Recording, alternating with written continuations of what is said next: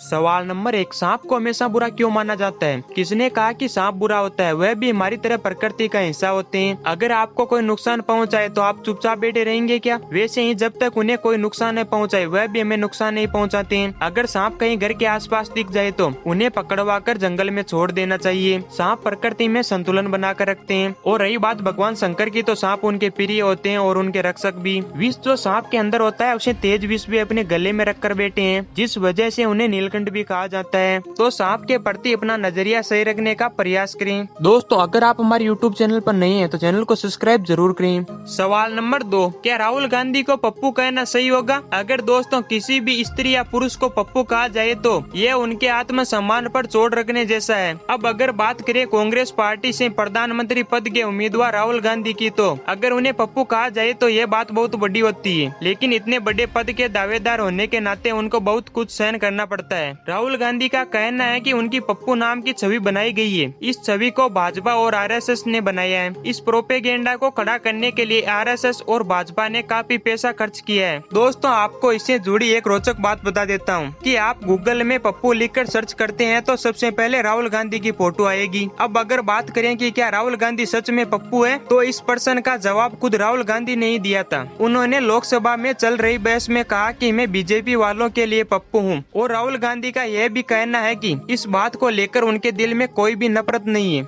सवाल नंबर 3, काले लड़कों की शादियां हमेशा गोरी लड़कियों से ही क्यों होती है? गोरा रंग काले रंग के साथ ज्यादा निखर कर आता है। यह प्रथा शायद कृष्ण जी ने चलाई थी। काले कृष्ण गोरी राधा, बेशक दोनों का विवाह नहीं हुआ था, परंतु कृष्ण जी का नाम तो हमेशा राधा जी के साथ ही लिया जाता है। इसका दूसरा कारण यह भी हो सकता है क्योंकि काले लड़कों को यह तो पता होता है कि कोई शक्ल देकर तो उनसे शादी नहीं करेगा, इसलिए वो मेहनत करके काबिल बनते हैं, अच्छी अथवा सरकारी नौकरी प्राप्त कर लेते हैं। लड़की के घर वालों को तो बस अच्छी जॉब वाला लड़का ही चाहिए होता है। रंग रूप का ज्यादा फर्क नहीं पड़ता लड़कों के संदर्भ में, बस इसीलिए उन्हें गोरी सुंदर लड़कियां आसानी से मिल जाती है। इसका तीसरा कारण, लड़कियों को अक्सर थोड़े सांवले लड़के अच्छे लगते हैं। इसको टोरंटो विश्वविद्यालय की एक शोध में पाया गया। लगभग हर देश में लड़कियों का रंग लड़कों के रंग से गोरा पाया गया। सवाल नंबर 4, धरती के लिए चंद्रमा क्यों आवश्यक है? चंद्रमा की मौजूदगी हमारी पृथ्वी पर बहुत प्रभाव डालती है। चंद्रमा पर सूर्य का प्रकाश पड़ता है और चंद्रमा उसी प्रकार से चमकता है। रात में जो हम कुछ रोशनी प्राप्त करते हैं वह हमें चंद्रमा के कारण ही प्राप्त होती है। इस समय सूर्य का प्रकाश प्राप्त नहीं हो रहा होता है। दूसरा, ऐसा माना जाता है कि चंद्रमा नहीं होता तो पृथ्वी पर एक दिन 24 घंटे का न होकर लगभग 6 घंटे का ही एक दिन होता, क्योंकि चंद्रमा पृथ्वी के घूमने की रफ्तार को गुरुत्वाकर्षण बल के कारण कम करता है, जिससे दिन और रात होते हैं। चंद्रमा के गुरुत्वाकर्षण बल के कारण ही समुद्र में ज्वार भाटा आता है, जो कई तरह से उपयोग में लिया जाता है। इससे ऊर्जा उत्पन्न की जाती है। ज्वार भाटा समुद्र में जहाज के आवागमन व बंदरगाह में ले जाने ले आने के लिए उपयोगी होता है। चंद्रमा की गैर मौजूदगी में शायद सिस्टम बिगड़ जाएगा और पृथ्वी पर यह वातावरण जो हमारे जीवन के लिए जिंदा तौर पर है नहीं रहेगा।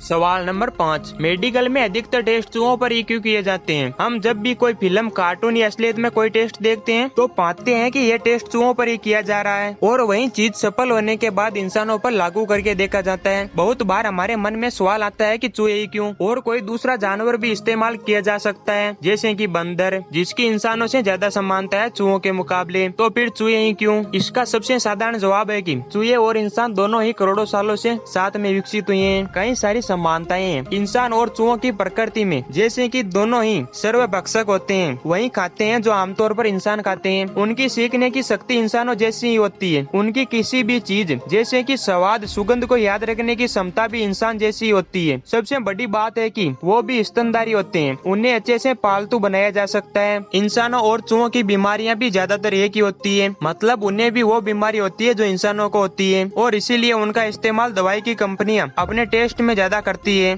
सवाल नंबर 6, भारत में 21 तोपों की सलामी किसे और क्यों दी जाती है? ब्रिटिश शासन से आजादी के बाद भारत में 21 तोपों की सलामी की शुरुआत हुई। भारत में गणतंत्र दिवस पर 21 तोपों की सलामी दी जाती है। यह राष्ट्रीय सम्मान होता है जो सम्मानित व्यक्ति, राष्ट्रपति और दूसरे देश के अतिथियों के सम्मान में दिया जाता है। जब हमारा राष्ट्रगान शुरू होता है तब से राष्ट्रगान की अंतिम पंक्ति के साथ 21 तोपों की सलामी दी जाती है। 52 मिनट 21 तोपों की सलामी दी जाती है। इसके अलावा राष्ट्रीय दिवस दिवसों पर भी देते हैं। ये राष्ट्रीय व सरकारी दिवसों पर की सलामी देने का कार्यक्रम होता है। 21 तोपों की सलामी देकर दुश्मन को शांति का संदेश देने का माध्यम है। कई देशों में ये सलामी दी जाती है। 14वीं शताब्दी से इसकी शुरुआत हुई। अमेरिका में पहली बार 1842 में राष्ट्रपति को 21 तोपों की सलामी दी गई। युद्ध के दौरान तोपों का चलन हुआ। इसके बाद शांति संदेश देने के लिए 21 तोपों की सलामी देने का तरीका बनाया गया।